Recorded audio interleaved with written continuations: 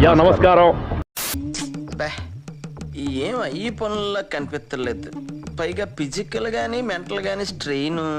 కట్టప్ప బాహుబలిని ఎందుకు చంపిండు అనే ట్విస్ట్ కంటే కూడా ఈ మూవీలో వచ్చిన ట్విస్ట్ చాలా బెటర్. అసలు ఆ ట్విస్ట్ ఉంటది అని కూడా నేను ఎక్స్పెక్ట్ చేయలే. షార్ట్ ఫిలిం కి సరిపడే కంటెంట్ తోని ఒక 2 hours లాగ్ ఉన్న మూవీ తీసిరు అంటే చాలా మెచ్చుకోవచ్చు.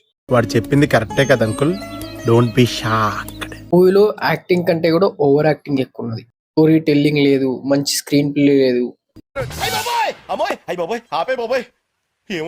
నన్ను అడిగితే ఒక బిర్యానీ తెచ్చుకొని తిని మంచిగా స్లీప్ అయ్యొచ్చు మామ. हम खाना नहीं बतक सकता, మేము అన్నలేకపోయినా బతకగలం बाज लेकिन मंदु नहीं सकता बतक नहीं. అసలు కంటెంటే లేని మూవీకి పేడ్ ప్రమోషన్స్, పేడ్ రివ్యూస్. మూవీ ఫస్ట్ నుంచి తేడా ఊడుతున్నా కూడా ఎలాగో మణిపోయాయిలే అనుకొని మూవీ చూసిన.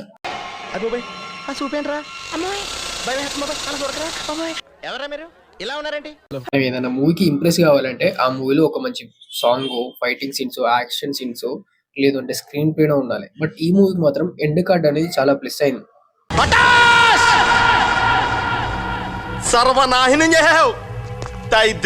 అది పడ్డాక నాకు చాలా సంతోషం అనిపించింది. అసలు ఈ మూవీకి రివ్యూ ఇవ్వాలి అని కూడా అనిపించలేదు, బట్ బలవంతంగా ఇస్తున్నా. Okay, we will meet in the next class.